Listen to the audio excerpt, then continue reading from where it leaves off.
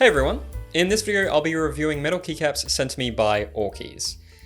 This is pretty interesting, yet I'm a little skeptical. While I do have a few metal keycaps, those are novelty caps, so typically they're placed in the corner of a keyboard or even sometimes on the enter key. But to have a whole keyboard of metal keycaps is something entirely different. Something I haven't experienced before, and ultimately I'd say pretty unique to the average person who uses a keyboard. I'm skeptical because I don't know how they're going to perform. Are they a gimmick, or are they a viable alternative to plastic keycaps? Let's unbox these and see what they're all about.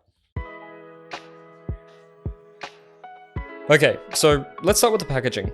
For the most part, I'd say this is pretty nice. There's a large cut across the top, and the box is looking a little wrinkled, but I imagine that is just from the shipping process.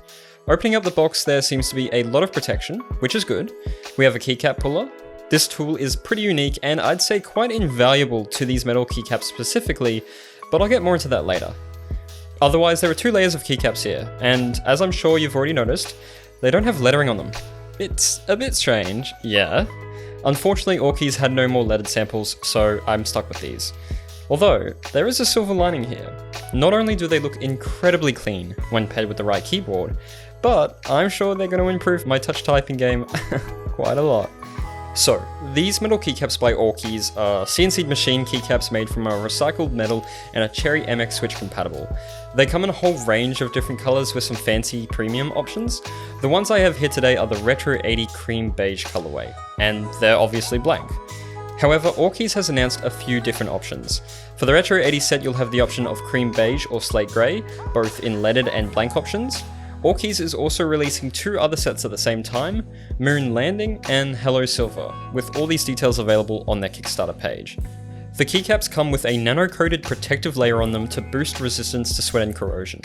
They have a distinct heft to them in comparison to plastic keycaps, of course, and they feel really smooth to the touch. Like, really smooth.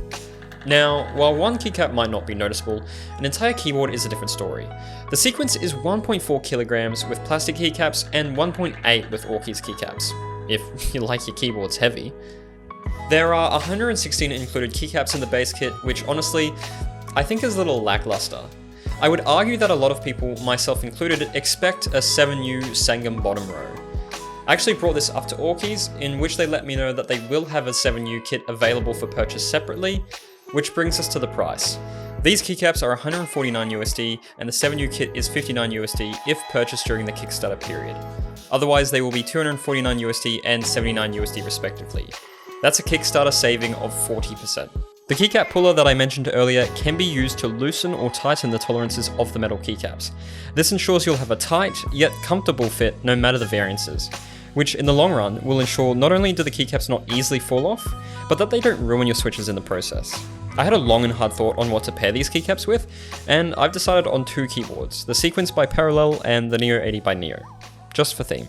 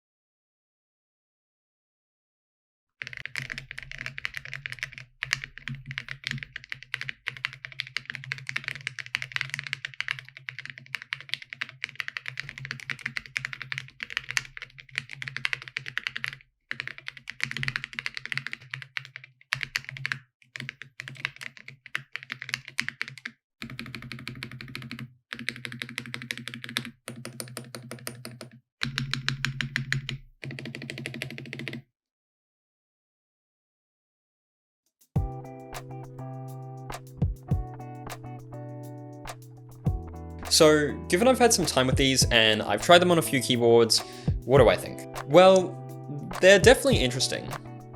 I think they feel great, sound good, and are priced reasonably, especially when you compare these with how extreme plastic keyboards can sell for. Overall, the manufacturing quality and consistency of these keycaps is great.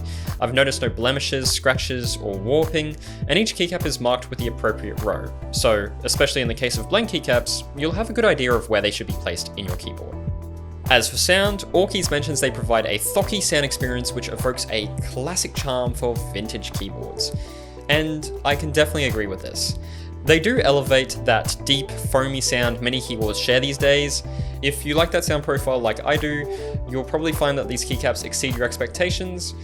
As for everyone else, I think you'll be interested in the novelty more so than anything, and perhaps you'll find a set that matches a keyboard theme you're going for. A big concern I feel a lot of people will have is how they impact your typing experience. Personally, I haven't noticed a difference. While I do prefer a heavier spring, around 60 to 70 grams for my switches, I don't believe these keycaps present a noticeable difference in typing pressure or impact. I will say, however, as they are metal, they have a cool to the touch feel, like temperature-wise, which I think is kind of comforting, but otherwise, I haven't noticed an impact such as typing fatigue using these keycaps. The Kickstarter for all 3 keycap bundles starts on the 30th of July, however you can find out more about Awekeys and their metal keycaps in the description below. They have a large range and they seem to be expanding frequently. I would like to see an improvement in their base kits. I honestly don't think the majority of people would mind paying extra to have a larger range of keycaps available. And I don't really see the point of selling such a small set to a hobbyist group that thrives on customization. Other than that, I have no gripes, and my first experience with metal keycaps might not be my last. Thank you everyone for watching, I really appreciate it. Please make sure to like and subscribe, and have a great day.